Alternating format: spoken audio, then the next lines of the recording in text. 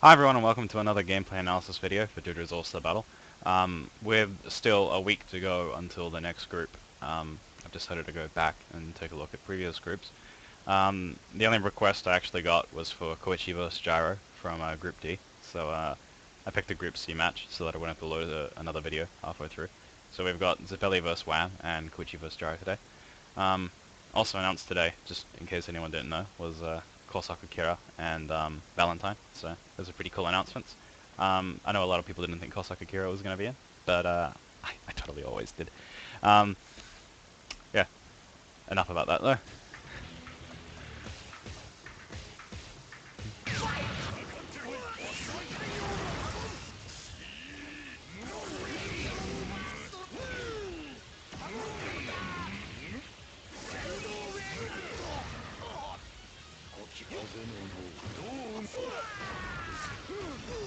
So that juggle there is kind of a good shot of the juggle system in this game because Will didn't really rise despite being hit by two moves in the air. He just kind of stayed flat, indicating that the gravity is the main way of stopping juggles. Gravity is kind of like one of the two main ways to stop long combos in games. The other is hit stun decay, obviously. But with Will looking that heavy in the air, I'd assume that they're going with gravity as the main way to stop long combos there. You wouldn't really need hit stun decay if they're gonna be that heavy in the air. It's obviously also more realistic instead of launching people miles. But do you really want realistic in a game named Bizarre Adventure, you know?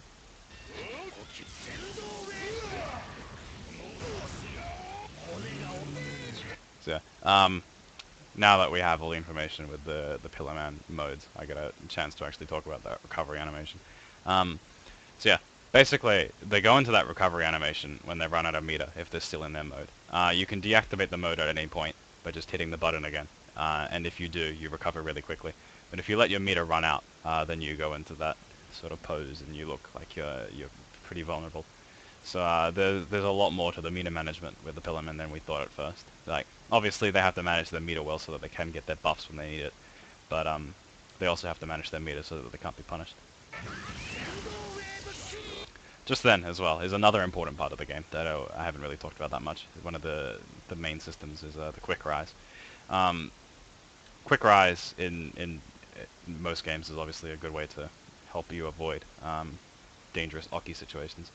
And as you could see there, Wham got up really, really quickly. Like, there was no way that Will could have put on any pressure there, because he's still all the way over here, and it looks like he hasn't even recovered yet. So, Quick Rise is definitely going to be a really good tool, and with characters that can't end their combos in a hard knockdown. Assuming there are moves that guarantee you a hard knockdown. I'd assume that there are. For the characters that can end their combos in a hard knockdown, obviously, if the opponent can Quick Rise that quickly, you're going to you're going to have to end your combo in a hard knockdown so that your opponent can't just avoid the whole situation straight afterwards. And characters that have to set up traps or something, like if Kira really wants to put the coin on the opponent on their wake up, if that is possible, then you're 100% going to have to end in a hard knockdown, because if you go for the coin and they can quick rise, then they can get up and hit you straight away.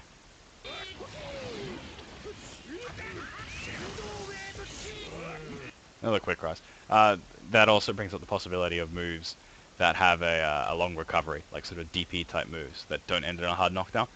You could possibly be punished for if you do them right up against the wall. Because if you did a move that didn't end in a hard knockdown and you were still recovering, it would normally be safe because of the distance between you. But if you're like right here and the wall's here, then they're going to rise right in front of you. And they're going to be able to start putting pressure on you. Generally, games are designed so that doesn't happen, by the way. Generally, moves in a fighting game where that could happen do end in a hard knockdown, just so that you can recover in time. So that's probably not something you're going to have to worry about. It's mainly something that's in old fighting games where balance wasn't that big of a concern. Like, you can see it a lot in the old Jojo's Fighter, where Pet Shop could punish moves because of his amazing ground tech. Like how he could punish some throws because he'd tech before you'd recovered from your throw. But you probably won't have to worry about that here. I don't imagine it'll be an actual problem. Oh, back to the actual game. Will's zoom punch then was really fast. It was so much faster than Jonathan's, considering it covered about the same distance, if not slightly further. So, Will definitely looks much more keep away oriented than Jonathan. with his projectile covering more space. Not that a ground wave is a bad projectile, of course. It's good for rushing in, but it's not going to stop your opponent just jumping over it. So if the zoom punch is special cancelable, that's going to be a really, really cool tool, and even if it isn't, it's still going to be a neat spacing tool for Dalsum type shenanigans.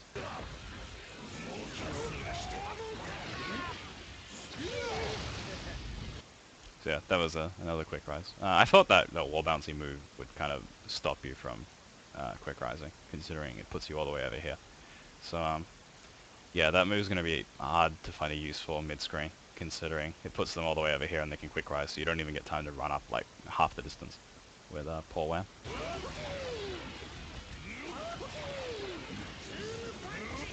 Considering the rate that the Hamon users can build meter back, that leap from a seated position and the EX Hamon cutters looks like a really annoying tool, considering you could just leap and not do anything and force them to try and move in. It also depends on how high you have to go though before you can do them. If you have to kind of hit that maximum height, it's not as useful. But if you can do them fairly fast off the ground, then that's really cool.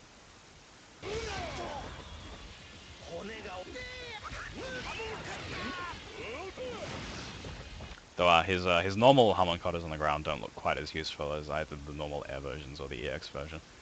With that kind of a longish startup and nowhere near the hits on a block stun, they're not quite as useful. So yeah, you'll definitely have to find the right spacing to use them. Considering they're a Will's only projectile as well, you'll have to use the leap from a seated position to kind of cover the angles that other characters would be using a second projectile for.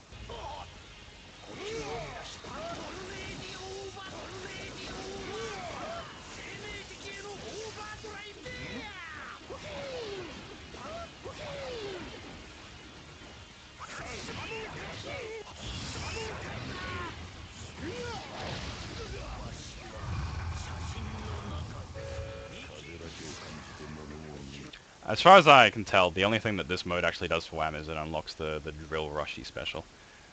If anyone else has any ideas what else it could do, please mention in the comments. But as far as I know, it just gives you that drill rush. The drill rush special does look pretty good though, so that's if you keep it in between rounds. Like if you don't go back to your eyes in the second round, if you use it in the first one, then that's pretty good. There aren't many characters I can think of off the top of my head that spend the bar to just permanently unlock a move for the rest of the game. It's kind of a weird feature, so I'm not sure when you'd want to use it, but I'm sure there's the right circumstances for it. With the air hit there on that EX Hamon cutter, it put him really high in the air, which is pretty weird considering how heavy Zeppeli was before. And considering it doesn't look like the projectile itself goes up that high. So you could probably juggle after that with how high Wham actually was up in the air.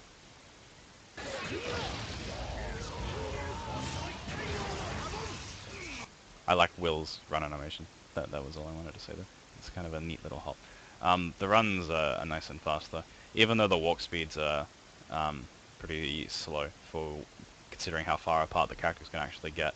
The fact that runs look pretty safe and pretty fast, it kind of makes up for it. Just makes walks kind of useless.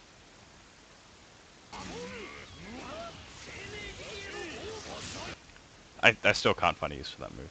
In this whole time I've had in between the last time I looked at Zeppeli, the fact it drains your meter, the fact you don't go very fast, I mean I can understand giving him a good air dash would probably be a bit too much, considering that's basically what it is, an air dash. Just a slow one. But I'm not sure when you'd want to use it. It drains so much meter as well. Like that's like 1.5 Hamon cutters that you could have done.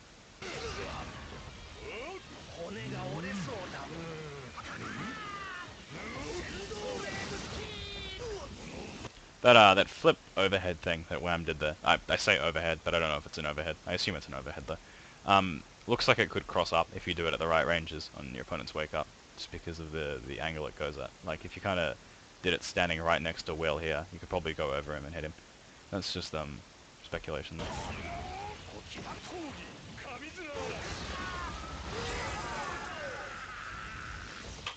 I really like that ending because Wham got to claim his second Zeppeli.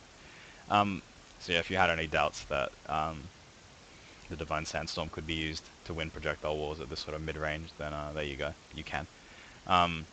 It looks like the distance it travels, the actual Cyclone, has the speed it travels at, rather, has been buffed from the Tokyo Game Show build, because I remember watching the old videos and not being sure if it would be usable to win projectile wars, but there you go, you can. In saying that, it's probably easier to just try and get in with a character like Wham, considering that's a bar you could have used on wind mode. It'd probably be better to just sidestep past the projectiles and get in. Or at this range, you could probably, if you predict they're going to do a projectile, you could do that long distance kick thing. But then they're all the way over there again, I guess, and they could quick rise and just, yeah. So that's all speculation. I can't predict how that's going to go. You just have to wait and see what Wham's actually like when the game comes out. Because unfortunately he didn't get through, so we don't get any more footage of him. As for Zeppeli, he definitely does look like, he looks less keep away than Caesar, because he doesn't have enough projectiles to really cover all the right angles on a 3D game like this, with sidestepping and stuff that he can't possibly do anything to. You're going to have to go in at some point, or they're just going to come into you. Because the EX Hamon cutters looks good enough to keep away with, but you can't only use them, because you will run out of meter eventually, so you just have to see how that plays out in the end, I guess, as well. I assume the wave kick would probably be a DP, otherwise he looks kind of stretched for options when his opponent does get on him. Unless the Sunlight Yellow Overdrive is an DP type move, I guess. But yeah, it does look like a good way to end combos to the Sunlight Yellow Overdrive. And that's all I really have to say about Zeppeli at the moment. Let me get this match. So yeah, that move was obviously building his rotation gauge. We do actually get to see him get to the fabled golden rotation at the maximum of the meter in this match. Yeah, but with Koichi's trap there, I wanted to say is that it looks like it can hit you before the trap actually comes out. Like there's a slight delay before the trap appears after it could hit you. So it's faster than it looks like it should be. Something neat here that I didn't get a chance to talk about because I didn't look at this match is Koichi can use the traps to jump as well. You won't really be able to use it to get in, obviously, because you won't have the traps far enough ahead of you. But it's a neat tool. Like if you have a trap down that didn't end up getting triggered, you can always use it to just modify your air momentum.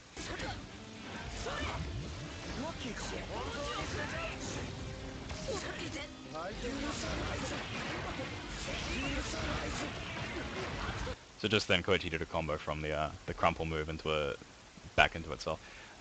Obviously you don't get a second crumple, otherwise there'd be really easy infinites in this game, and that'd be a bit disappointing. But yeah, so it shows that there are combos in this game for everyone who was scared for some reason that there wouldn't be. Just before as well, Gyro did the I'll really drop the move where he just drops both his steel balls, and some people were kind of confused as to what that move would do. But yeah, it looks like the balls come back to him pretty quickly.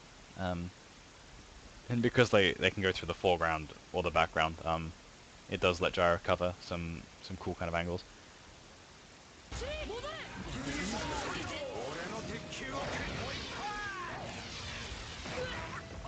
Jump in straight into super is always a hilarious combo. So yeah, now he's at the golden rotation. I'd like to be able to say more about this, but we don't actually get to see him do anything with it. So yeah, it's really kind of disappointing, because it looks really cool. I really would like to see what it does.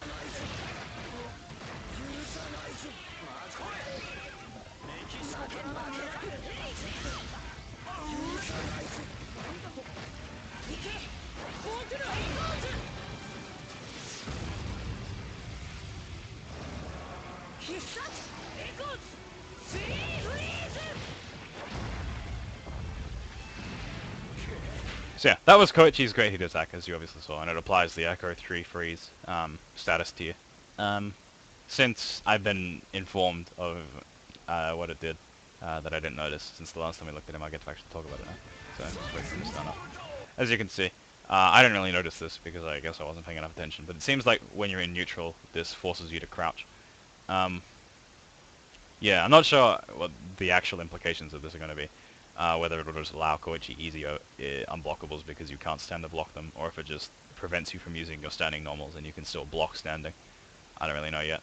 It doesn't really seem to stop him moving around, so that's always something. But yeah, forces you to crouch. That's I think everyone already knew that, and I was just the only person to not notice. Sorry about that. Yeah, as you see, the Gyro AI has no problem dashing around, making it hard to see that he's crouching.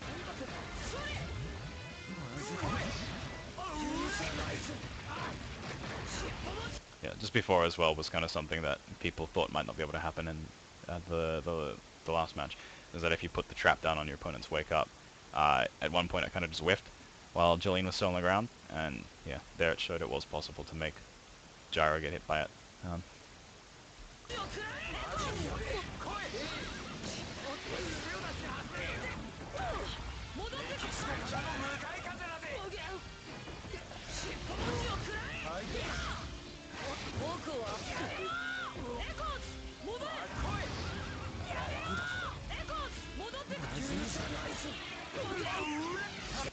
That looks really unfortunate for Gyro, because he doesn't have that many angles he can actually throw the steel balls at. Like, they can come back to him at any angle, because it depends on where they are and where he is. But the fact that that straight throw just whiffs is going to be pretty annoying at mid-range. Obviously, if Koichi's right here, he could have just done the down-angled one and hit him, but can't expect too much out of the AI.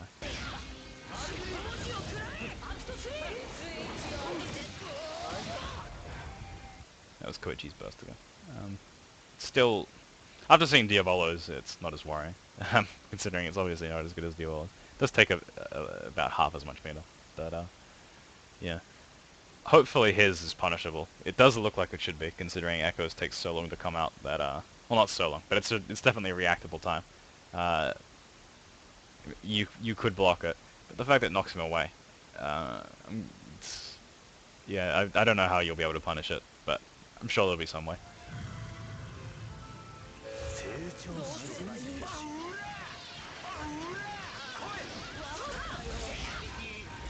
That the hyper armor that Gyro got while getting on the horse, he armored the first two hits of Koichi's magic series and then blocked the third. So it doesn't really look like you can actively punish them getting on the horse without certain types of reactions. If you just block, or if you do that charge move that I think is invincible, you'll probably beat all their attempts to punish you getting on the horse. So it's a interesting tool, the ability to just have hyper armor whenever you want it. Yeah, especially with the movement options that the horse gives you, because obviously the horse walks faster than Gyro does. So. Also, as you saw there, that move normally crumples, but apparently doesn't crumple the horse. Yeah, I'm not sure why it wouldn't crumple the horse. Like, if the horses can fight weirdly, why can't they be crumpled? So yeah, you're gonna have to modify your combos to try and knock Gyro off the horse instead of doing your usual crumple stuff with characters that want to crumple.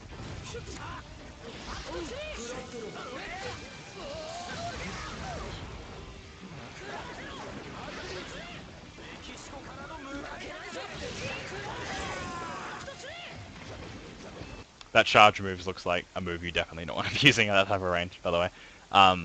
You could easily react to it at that distance, and it's 100% unsafe. So, yeah, I was being a bit risky there. Gyro, I still feel, looks kind of like Bridget, with the whole pulling back balls thing. Despite the Venom style setups you can do with the balls and them bouncing off each other.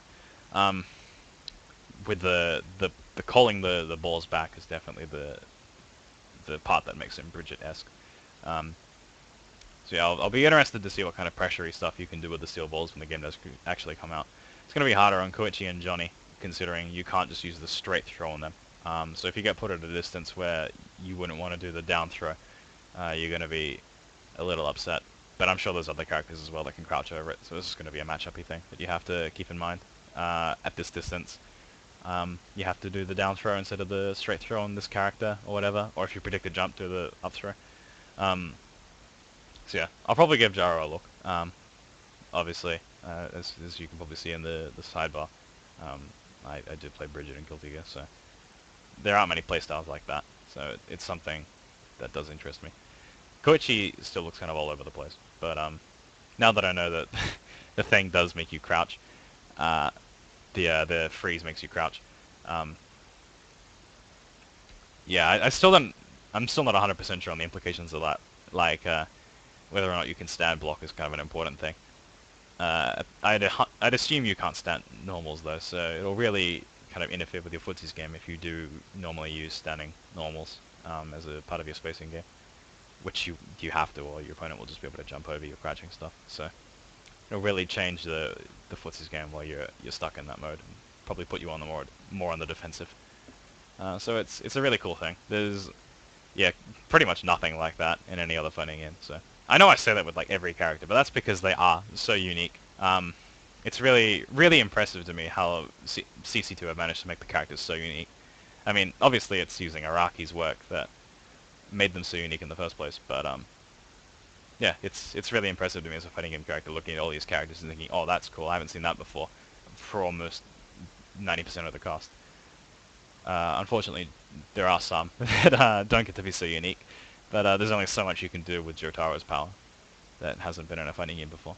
So yeah, I'm really excited to see what CC2 does with the characters that we haven't seen yet, that they've announced since the league started. Thanks for watching. Sorry for the gap, but you know, Summer Games done quick. I really had to watch. Was lots of fun. I hope everyone else had fun watching it. Yeah, thanks for watching.